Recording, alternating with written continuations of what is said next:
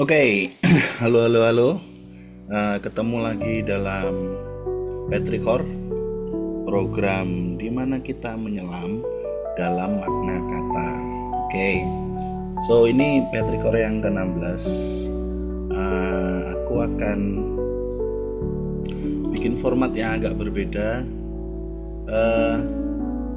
Ya, specifically membahas tentang bencana banjir. Jadi ya, Petrikol kali ini cuma dua kata ya, banjir dan bencana. Tentu saja ini an homage, sebuah apa ya, didedikasikan untuk korban-korban banjir di Indonesia, kalau terutama yang di Sumatera. Walaupun mungkin kalau di Indonesia musim penghujan memang langganan ya, seperti langganan banjir. Cuman yang Sumatera ini kali ini skalanya masif sekali gitu ya. Aku nggak akan bahas kenapa dari segi ekologi dan sebagainya. Kita stick to etymology ya. Jadi kita akan melihat banjir dan bencana sebagai kata dipandang dari sudut pandang etimologinya dan mungkin linguistik ya. Ada antropologinya juga nanti, mau nggak mau ya, karena itu terkait erat. Jadi cuma dua kata. Oke, banjir dan bencana. Kita mulai dari banjir. Banjir eh, dari struktur katanya memang kita sudah tahu sebenarnya kalau itu lokal ya. Dari nenek moyang kita, Proto Austronesia, Proto Melayu Polinesia mestinya punya kata tentang itu, karena itu terkait dengan fenomena alam ya. Tapi aslinya namanya sebenarnya air bah, bahir bahak. Itu eh, kata asli di Proto Austronesia dan Proto Melayu Polinesianya. Itu yang sekarang di Indonesia, bahasa Indonesia disebut air bah, air bah. Kok bisa jadi banjir? Banjir datangnya dari Jawa, Melayu, Iban, suku-suku yang lebih modern sekarang ya. Itu kalau dilihat di rumpun bahasa tetangga kayak di Tagalog, Cebuano di Filipina, mereka masih pakai baha, retaining atau tetap pakai kata asli dari yang Proto Melayunya ya, baha. Nah, kalau saya lihatnya clue-nya, petunjuknya itu ada di kata banjir di Hawaii. Ya, sedikit tangent, Hawaii itu kemungkinan tuh sebenarnya Jawa kecil, Hawaii. Jadi mungkin masih ada kaitannya sama orang Jawa ya.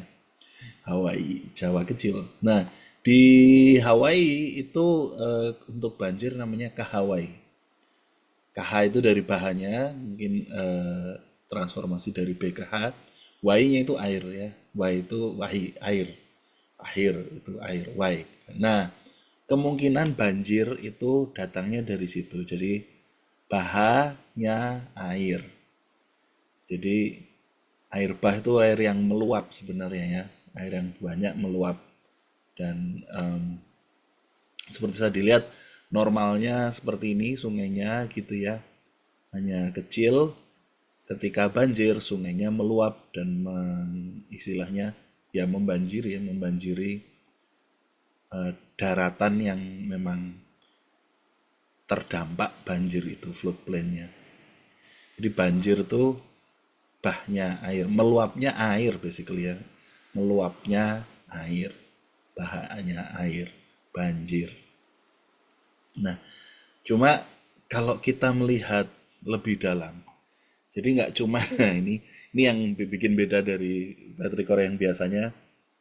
Aku mencoba memang benar-benar dissect dalam anthropological semantics ya. Jadi kayak pemaknaan secara antropologis dalam budaya Proto Austronesia dan Proto Melayunya dari kata banjir itu.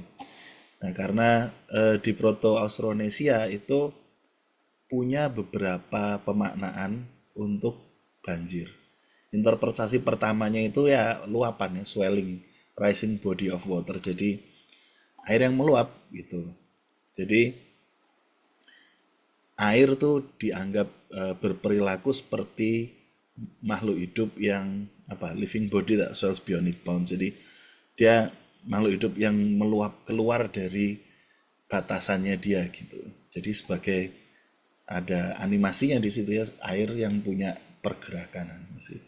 Interpretasi berikutnya breaking of containment ya. Jadi meluapnya itu kemudian dia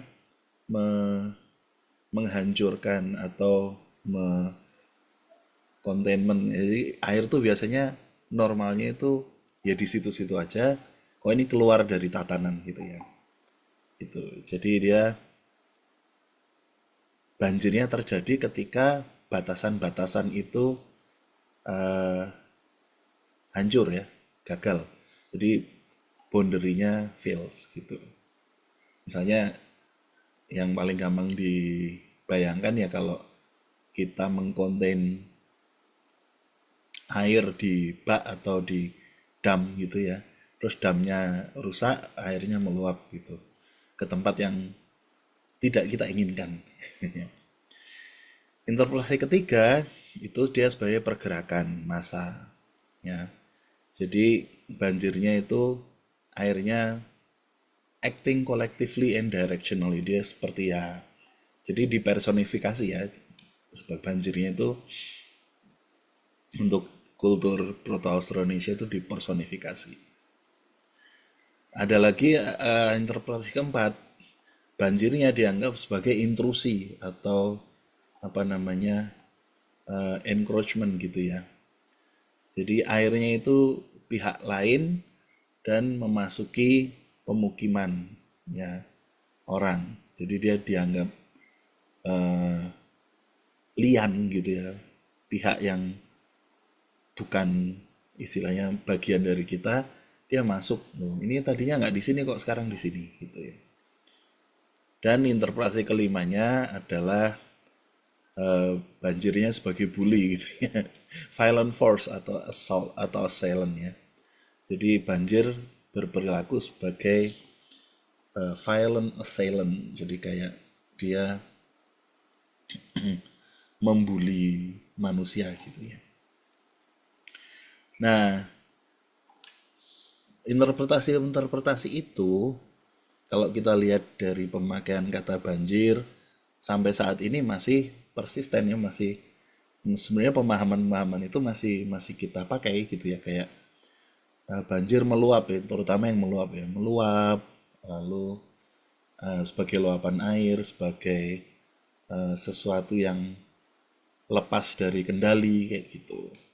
Kenapa itu tetap persisten sampai saat ini? Karena memang di Indonesia itu punya relevansi untuk pertanian ya, karena ketika tanam padi pun padi itu dibanjirin air dulu kan ya, jadi dia lep, istilahnya dilep kan, jadi nanam padi itu mulainya airnya banjir meluap dulu gitu.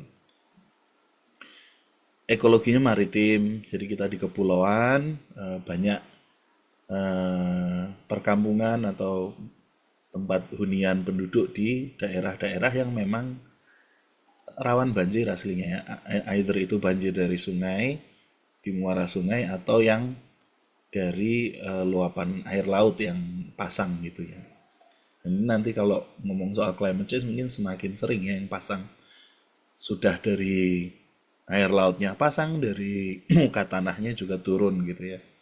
Jadi ya double edges gitu. Jadi emang airnya ya itu tadi dianggap assailing, jadi dia membuli orang, menyerang kita. Lalu dalam leksikon Proto-Austronesian, kosakata Proto-Austronesian, banyak kata-kata yang memang antropomorfikan atau membuat benda yang tak hidup jadi dianggap hidup gitu, animasi attribution, diatributkan seperti makhluk hidup gitu, animisme ya, bukan animisme yang kepercayaan ya, tapi ya gitulah. Jadi dia nganggap banjir itu,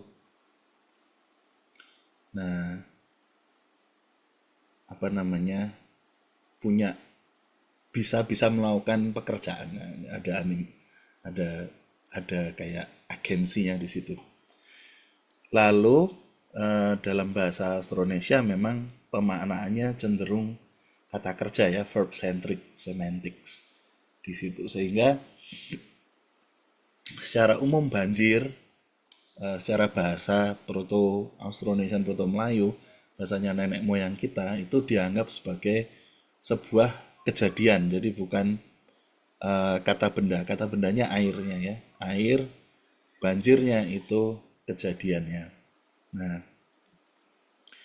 kalau bencana, itu tadi banjir ya. Banjir, bencana, bencana itu pembahasannya ini juga sama panjangnya. Bencana itu kalau di bahasa Indonesia ada yang istilah bala bencana. Kalau di bahasa Indonesia bala, kalau bencananya sendiri dari Jawa Kawi yang turun dari Sanskrit ya. Jadi eh, mungkin kita akan membandingkan ya. Kalau yang bala di Proto Melayu itu ada barah, barah, disaster, eh, bencana ya. Disaster itu juga lucu ya. Kalau kita lihat etimologi kata bahasa Inggris disaster itu eh, asternya itu star. Jadi bintang yang tidak apa ya, apa misfortune yang disebabkan oleh eh, bintang gitu. Jadi kayak dari pihak luar itu bencana. Nah, barahnya PMP apa Proto Melayu Proto Polynesian itu di retain sama Filipina ya, Tagalog. Jadi sebagai ancaman bala. Nah, bala di Indonesia itu datangnya bukan dari PMP tapi dari Arabik ya. Bala, trial. Cuman ini nanti akan saling terkait em, dengan pemahaman kita tentang bencana nanti ada ya. Setelah ini kita dissect lebih dalam lagi. Kalau bencana yang di bahasa Indonesia datangnya dari Jawa Kawi, bencana yang artinya disaster, misfortune, ketidakberuntungan gitu ya. Yang asalnya dari Vyasana, Vyasananya Sanskrit. Jadi kognitnya Vyasana itu eh, rootnya Proto-Indo-European West. Em, kognitnya waste, apa, ruined, wasted gitu ya. Jadi itu bad, tapi lebih ke bad behavior and disorder. Jadi ketidakteraturan ya. Jadi bencana dalam akar katanya Sanskritnya itu ketidakteraturan. Cuman ketika diserap di Jawa Kawi jadi ketidakberuntungan. Kayak gitu ya. Jadi ada perspektif yang beda. Nah, kalau yang tadi banjirnya dari kacamata antropologis, semantik antropologis, ini juga bencana itu bisa kita lihat juga diakronik ya, over time. Jadi dari waktu ke waktu pemaknaan bencana di Indonesia itu seperti apa gitu. Jadi ada diachronic anthropological interpretation secara apa ya, dari waktu ke waktu kata bencana itu seperti apa. Di Jawa Kawinya, di Old Javanese-nya, tahun abad 9 sampai 14 kira-kira, itu bencana dimaknai sebagai cosmic moral rupture ya. Jadi eh, ketidakberuntungan kosmis atau ketidakserasian, ketidakharmonisan kosmos gitu ya, ke moral. Karena dipengaruhi oleh kosmologinya India gitu, bahwa dunia itu harusnya ordered, teratur, harmonis gitu. Dan raja itu tugasnya menjaga keharmonisan dunia gitu ya. Sehingga ketika ada ketidakharmonisan, ada disorder, ada tidak teraturan, itu sebenarnya punya makna, tidak tidak nggak sekedar sesuatu yang random terjadi gitu. Sehingga orang-orang pada zaman itu dan mungkin masih orang kita sekarang juga ya memaknai bahwa bencana itu nggak cuma sebuah kejadian tapi juga tanda dari ketidakseimbangan kosmos gitu.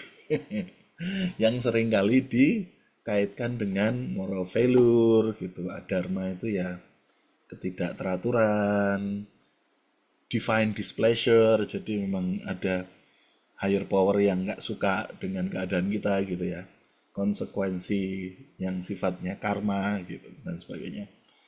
Jadi itu Old Javanese ya. Kalau kita masih mikir seperti itu berarti memang trace dari Old Javanese-nya masih kuat ya. Sehingga bencana itu adalah kejadian yang bermakna, semiotic events. Pas orang berusaha mengambil makna dari situ. Yang konsekuensinya tentu orang mencoba untuk menginterpretasi, mencoba untuk meresponnya dengan ritual, ataupun political correction. Jadi misalnya kalau waktu itu ya rajanya mungkin digulingkan ya, kalau sekarang enggak ya. Apa ya? Enggak tahu ya. Oke, jadi itu em, tidak sekedar eh, event yang accidental, tapi memang ada penyebabnya. Itu yang pertama. Jadi orang Old Javanese ya, Jawa Kawi memaknainya begitu.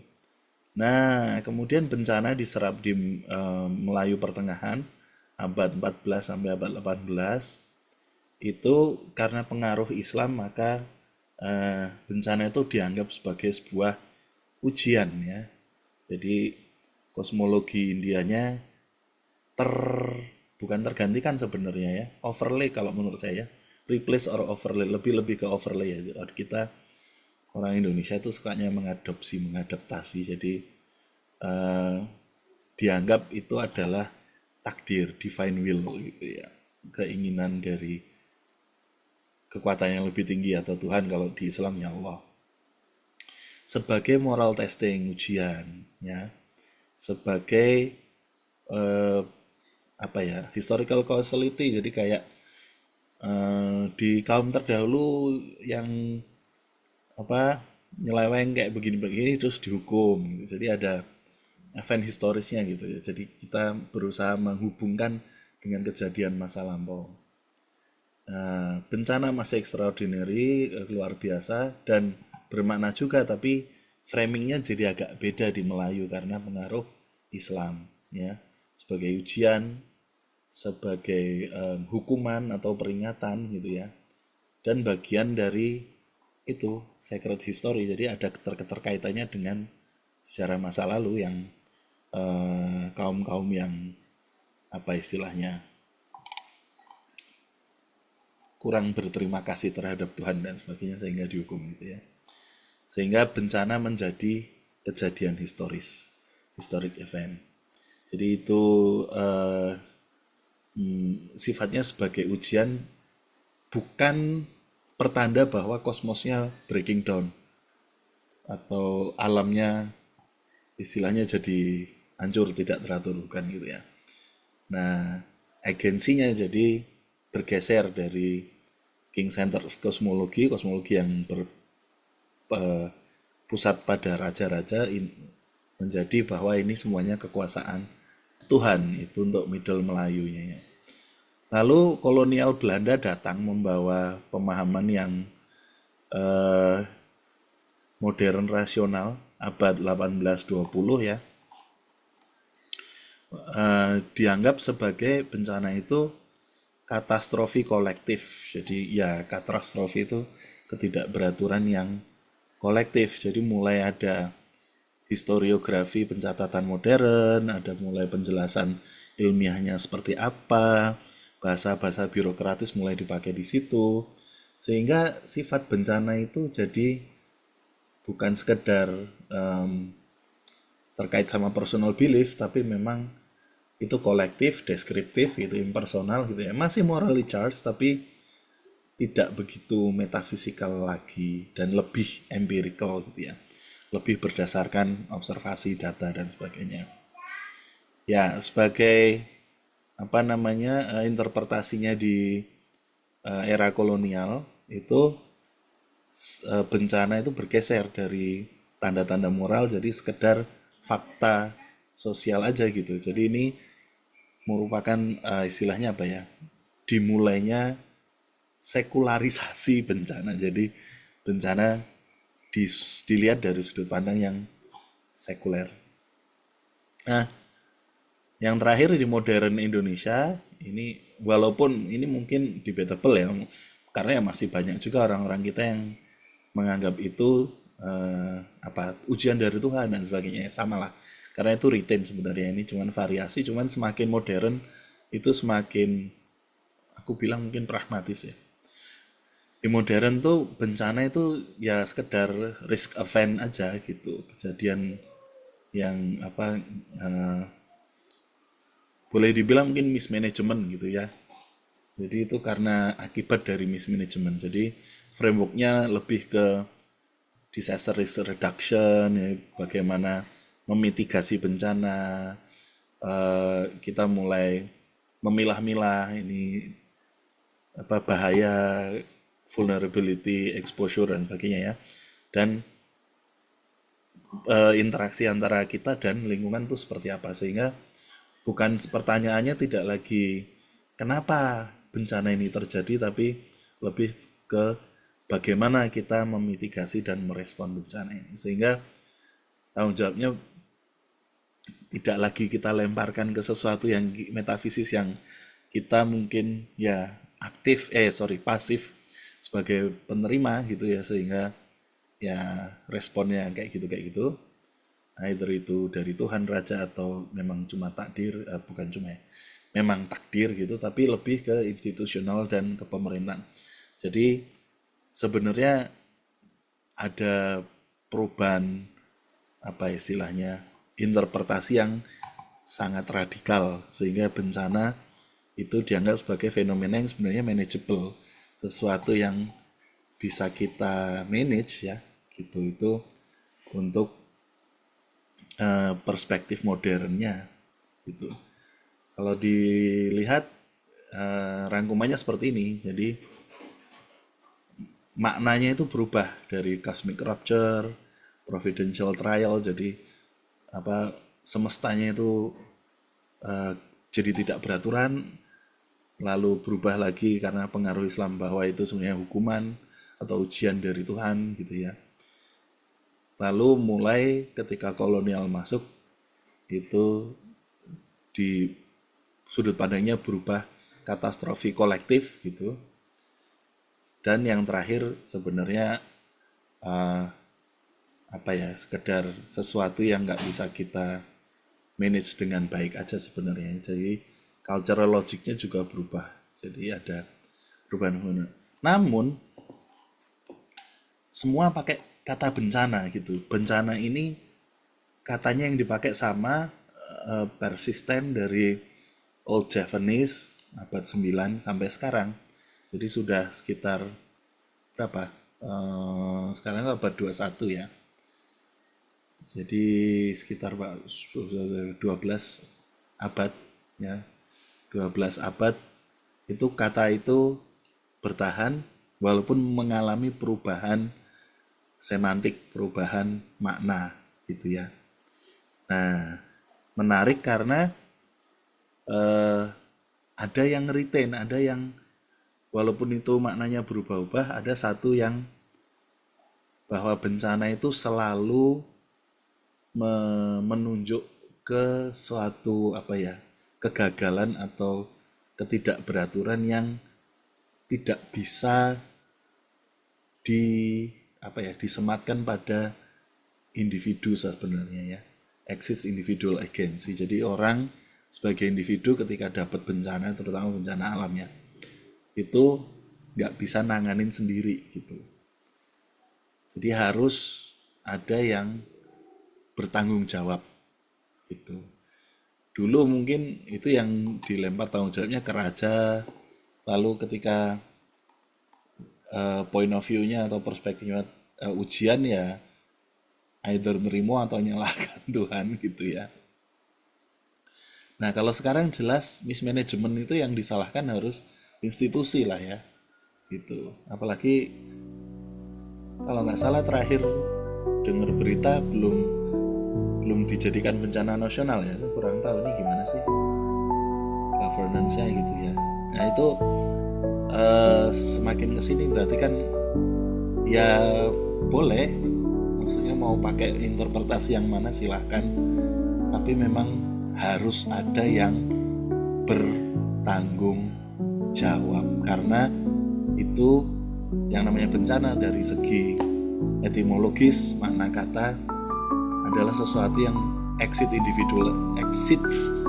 individual agency. Jadi nggak bisa sebagai seorang individu itu menangani bencana, itu harus kolektif gitu ya. Jadi itu harus bersama-sama dan harus ada yang bertanggung jawab gitu ya, terutama pemerintahnya ya gitu.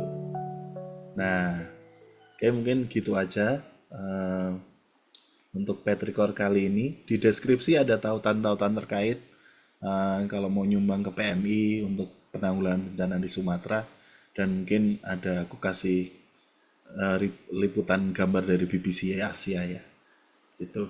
Oke, terima kasih, deep condolence untuk teman-teman di Sumatera dan teman-teman di tempat lain yang keluarganya di Sumatera terdampak. Turut berduka cita ya, cuman bisa membantu sedikit dari sini gitu ya. Baik, sampai ketemu di Petrichor yang selanjutnya. Bye bye.